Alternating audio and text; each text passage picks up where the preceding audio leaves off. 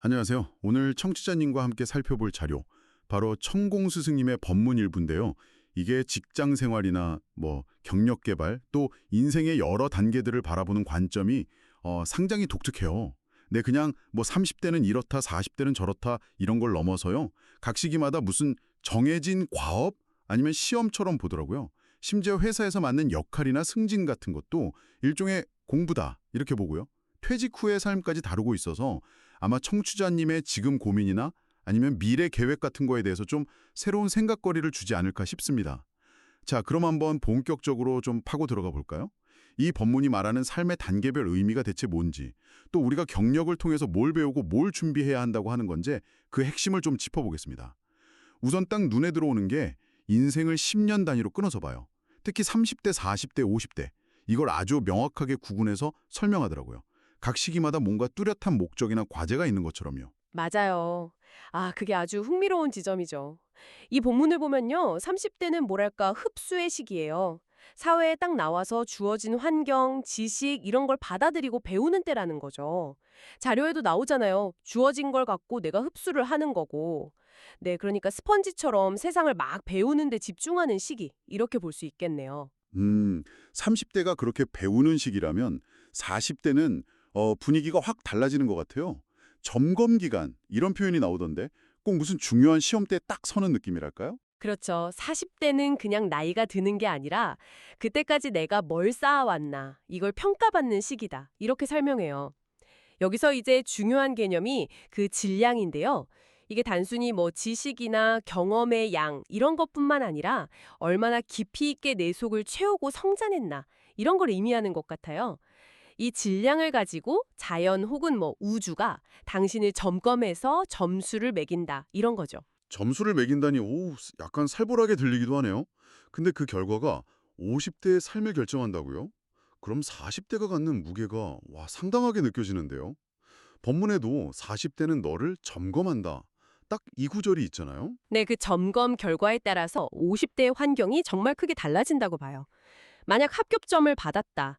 그러면 비로소 자기 뜻을 펼칠 수 있는 좋은 환경, 법문 표현대로면 내 인생을 살 수 있는 환경이 주어진다고 하고요. 반대로 만약 불합격이면 그동안 내가 막 쌓아왔다고 생각했던 어떤 인맥이라든지 기회 이런 것들을 많이 잃게 될 수도 있다. 이렇게 경고를 해요. 자료 표현을 그대로 빌리면 점검을 할 때 전부 다 이건 불합격, 불합격, 불합격 했잖아요. 내가 아무리 이만큼 해놨어도 다 까먹고 지천명이 되거든. 이런 식이죠. 아, 그러니까 40대에 어떻게 했는지가 50대의 출발선을 결정한다. 어떻게 보면 좀 엄격한 인거 법칙을 강조하는 것 같아요. 그럼 50대, 우리가 보통 말하는 지천명의 시기, 이게 끝이 아니라 오히려 진짜 시작이다. 이런 의미군요. 보통 50이면 이제 인생 후반전이다. 이렇게 생각하기 쉬운데 이 법문에서는 50대부터 하는 거예요. 내 인생을 살 수 있는 환경을 준다. 이러면서 이때부터 본격적으로 자기 실력을 펼치는 시기라고 딱 강조하네요. 맞아요. 50대는 더 이상 배우거나 평가받는 단계가 아니고요.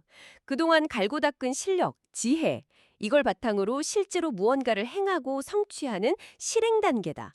이렇게 보는 거죠. 법문에도 내가 실력을 펼쳐야 되는 거예요. 라고 명확하게 나오죠. 그리고 이때 받는 보상이 아주 정확하다고 해요. 0.1mm도 안 틀리게 그동안의 노력과 질량에 딱 맞는 결과가 주어진다고 설명합니다. 0.1mm도 안 틀린다니 진짜 정밀한데요. 이게 혹시 법문에서 말하는 일종의 성불 개념 이런 거랑도 연결이 될 수 있을까요? 노력한 만큼 정확히 돌려받는다 이거잖아요. 네, 그렇게 해석할 수도 있을 것 같아요. 꼭 종교적인 의미가 아니더라도요. 자기가 쌓아온 내적인 질량이나 노력이 현실에서 구체적인 결과물로 딱 나타나는 것, 그걸 일종의 완성 또는 성취로 보는 거죠. 자연의 법칙이라는 게 마치 우리가 은행에 저축하면 이자까지 쳐서 돌려주듯이 50대에는 그간 살아온 삶의 결과가 명확하게 드러난다. 이런 관점인 거예요. 자, 그럼 인생 단계를 이렇게 보니까 우리가 살면서 뭘 추구해야 하는가 이 목적에 대해서도 다시 생각해 보게 되네요. 이 본문에서는요. 우리가 흔히 중요하다고 생각하는 목표들이 있잖아요. 예를 들면 결혼해서 자녀 낳고 기르고 하는 거. 여기에 대해서도 좀 다른 얘기를 하고 있어요. 네, 맞아요. 그 부분이 상당히 흥미로운 지점이죠. 특히 지금 이 한국 사회에 태어난 사람들. 이 사람들의 주된 목적은 단순히 그냥 개인적인 삶을 살거나 대를 잇는 거, 이걸 넘어선다고 봐요. 지식을 갖추어서 이 사회에 무엇을 하고 가려고 오는 거예요. 이 구절이 핵심인데요. 다시 말해, 지식과 지혜를 쌓아서 인류 사회 전체에 기여하는 것. 이게 더 중요한 소명이다, 이런 거죠. 아, 그렇다면 자녀를 낳아서 키우는 것, 이것조차도 의미가 좀 달라지겠네요. 그렇죠. 단순히 가정을 이루는 행위, 이걸 넘어서서요. 자녀 양육 과정 자체를 통해서 인간과 사회를 더 깊이 이해하고 연구하는 공부의 과정으로 해석을 해요. 본문에 보면 자식 키우면서 이것 관찰을 하고 이 자식에 대한 것들 공부를 하라고 이런 부분이 있거든요. 아, 관찰하고 공부하라. 네. 모든 경험을 배움과 성장의 기회로 삼아서 궁극적으로는 더 큰 기여를 하기 위한 준비 과정이다. 이렇게 보는 시각을 엿볼 수 있어요. 개인의 삶을 넘어서는 어떤 더 큰 목적 의식을 강조하는 거죠. 이런 공부라는 개념이 직장 생활에까지 쭉 이어지는 게 정말 인상적이에요. 회사에서 임원, 그러니까 중역이 되는 걸 그냥 높은 자리 가는 거 이게 아니라 큰 공부를 하는 기회다. 이렇게 표현하잖아요. 네. 심지어 회사 자체를 학교라고 보고요. 회사는 아무리 큰 회사라도 공부하는 학교입니다. 딱 이렇게요. 맞아요. 여기서 한 걸음 더 나아가서 대통령직에 대한 비유를 드는 게 아주 독특한데요. 대통령의 역할조차 나라를 다스리는 그 통치 행위 자체가 본질이 아니라 대통령학이라는 더 큰 공부를 하는 과정이다. 이렇게 주장을 해요. 대통령 행위를 하라고 그 자리에 보낸 게 아니고 대통령학 공부를 시키러 보낸 거라고까지 말하죠. 대통령학 공부요. 그건 구체적으로 어떤 의미일까요? 예를 들면 세계 각국 정상들을 만날 수 있는 그 환경을 이용해서 그 사람들한테 배우고 세계적인 안목을 키우는데 에너지의 한 70%를 쏟아야 한다. 이렇게 봐요. 국내 문제는 총리나 다른 사람에게 맡기고 결제하면서 큰 틀에서 방향 잡는 분별력 키우는데 한 30% 정도 쓰고 7대 3이네요, 그것도. 확장할 수 있다. 이런 논리예요. 상당히 파격적인 해석이죠. 와, 진짜 독특한 관점이네요. 그러면 회사에서 높은 자리, 예를 들어 임원이 되는 것도 비슷한 맥락으로 볼 수 있겠군요. 더 높은 수준의 공부, 특히 사람 공부를 할 기회를 얻는다. 이런 의미로요? 정확해요. 실무적인 일을 넘어서 더 높은 수준의 사람들과 교류하고 관계를 맺으면서 인간과 사회에 대한 이해를 넓히는 사람 공부를 하는 단계다 이거죠. 법문에도 직접적으로 나와요. 중역 공부라는 건 이제 물건을 다루는 게 아니고 뭐예요? 사람 공부시켜주는 거예요. 이렇게요. 사람 공부. 네. 이때 회사가 제공하는 여러 자원들 있잖아요. 경비라든지 좋은 환경 같은 거. 이런 것들은 그냥 개인적으로 혜택 누리고 부자 되라는 게 아니라 이 공부를 제대로 해서 실력을 키우는 데 쓰라는 도구다. 이렇게 해석하는 거예요. 실력을 끌어올리라고 하는 거거든, 이게. 라는 말처럼요.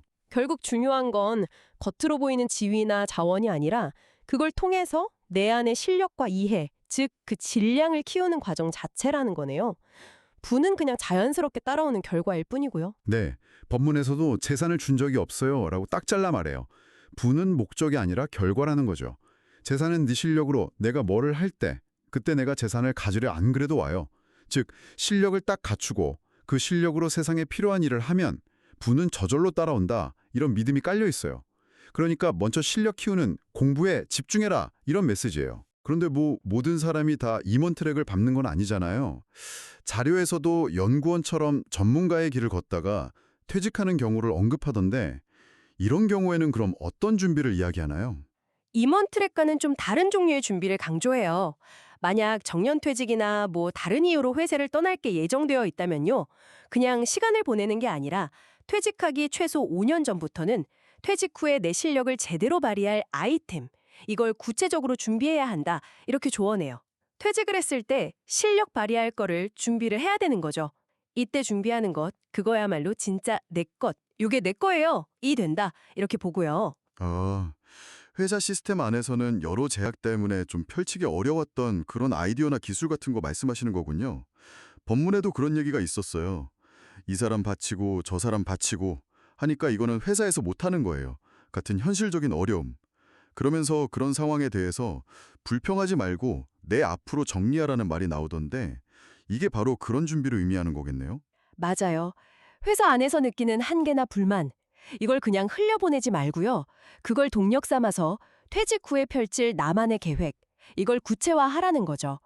일종의 좌절감을 미래를 위한 준비 에너지로 바꾸라는 아주 적극적인 자세를 요구하는 거예요. 그런 준비 과정에서 동료들하고의 관계도 중요하게 언급되는 것 같아요. 네, 아주 중요하게 다룹니다. 회사 동료들과 좋은 관계를 유지하는 게 퇴직 후에 정말 큰 자산이 된다고 봐요.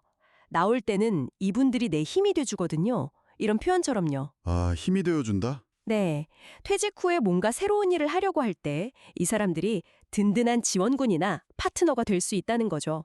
그렇게 잘 준비된 아이템이 있다면 퇴직 후에는 어떤 가능성들을 이야기하나요? 크게 두 가지 정도를 제시하는데요. 하나는 준비한 아이템을 가지고 원래 다니던 회사에 다시 제안을 하는 거예요. 회사가 이미 당신의 능력이나 성실함을 잘 알고 있기 때문에 뇌를 알거든요, 회사가. 그렇죠. 회사는 딱 받아주게 돼 있거든. 이렇게 자신감까지 심어주죠. 다른 하나는 아예 새로운 사업을 시작하는 거고요. 이때도 물론 예전 동료들이 힘이 되어줄 수 있겠죠. 여기서 그 3대 7의 법칙이라는 개념이 나오는데 이게 회사 안과 밖에서의 역량 발휘랑 관련이 있는 것 같아요. 좀 더 설명해 주실 수 있을까요? 네, 이 3대 7 법칙은요. 회사라는 조직 안에서는 아무리 뛰어난 사람이라도 자기 역량을 한 30% 정도밖에 발휘하기 어렵다. 이런 의미로 사용돼요.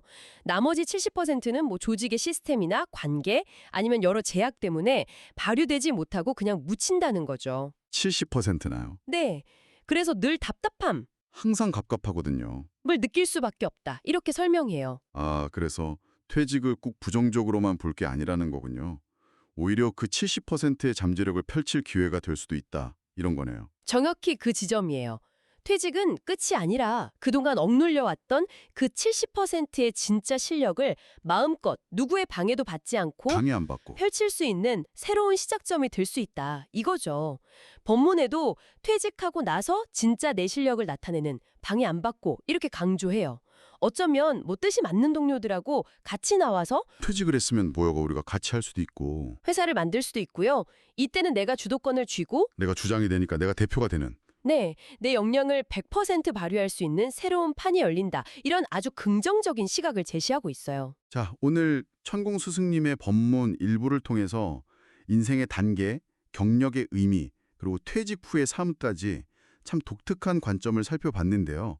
이 모든 이야기가 청취자님께는 어떤 울림을 주었을지 좀 궁금하네요. 확실히 이 법문은 인생과 경력을 그냥 성공과 실패, 오르막과 내리막 이렇게 보는 대신에요. 배우고, 점검받고, 그리고 마침내 자신의 내적 역량으로 실행하는 50대 이후의 어떤 뚜렷한 단계와 과업으로 그려내고 있는 것 같아요. 맞아요. 평생에 걸쳐서 배워야 한다, 즉 공부가 중요하다는 걸 강조하고요. 심지어 높은 사회적 지위나 권력조차 더 큰 배움의 기회로 해석하는 점이 참 인상적이죠. 그리고 퇴직이라는 그 전환점을 좌절이 아니라 자신의 가장 진실된 역량을 펼칠 수 있는 어떤 해방의 기회로 삼을 수 있다. 이런 가능성을 제시하고요. 이 모든 것의 밑바탕에는 결국 내면의 질량을 끊임없이 키워나가야 한다는 메시지, 그리고 그렇게 노력하면 자연 혹은 우주의 법칙이 정확하게 그에 맞는 보상을 준다는 믿음, 이런 게 깔려 있는 것 같아요. 듣고 보니까 40대에 겪는 어려움이라든지 아니면 직장에서 느끼는 답답함 같은 것들 이런 걸 좀 다르게 해석해 볼 여지도 있겠어요? 이게 위기가 아니라 내 질량을 점검받는 기회다. 이렇게 볼 수도 있고 혹은 조직 안에서 30%밖에 발휘 못하는 그 답답함이 오히려 나머지 70%를 내 것으로 만들기 위한 어떤 준비의 동기부여가 될 수도 있겠고요. 확실히 우리가 보통 생각하는 것과는 다른 생각할 거리를 많이 던져주는 그런 시각입니다. 마지막으로 청취자님께 이런 질문을 한번 던져보면서 마무리하면 어떨까 싶어요. 만약 이 법문의 관점처럼 삶의 모든 단계와 역할이 다 일종의 공부 과정이라면 청취자님은 지금 어떤 과목을 가장 집중해서 수강하고 계신가요? 그리고 현재 몸담고 있는 조직 안에서든 아니면 그 너머를 바라보면서든 다음 단계를 위해서 조용히 정리하고 준비하고 있는 나만의 연구 주제는 무엇인가요? 한번 스스로에게 진지하게 물어보시는 것도 참 의미 있는 시간이 될 것 같습니다.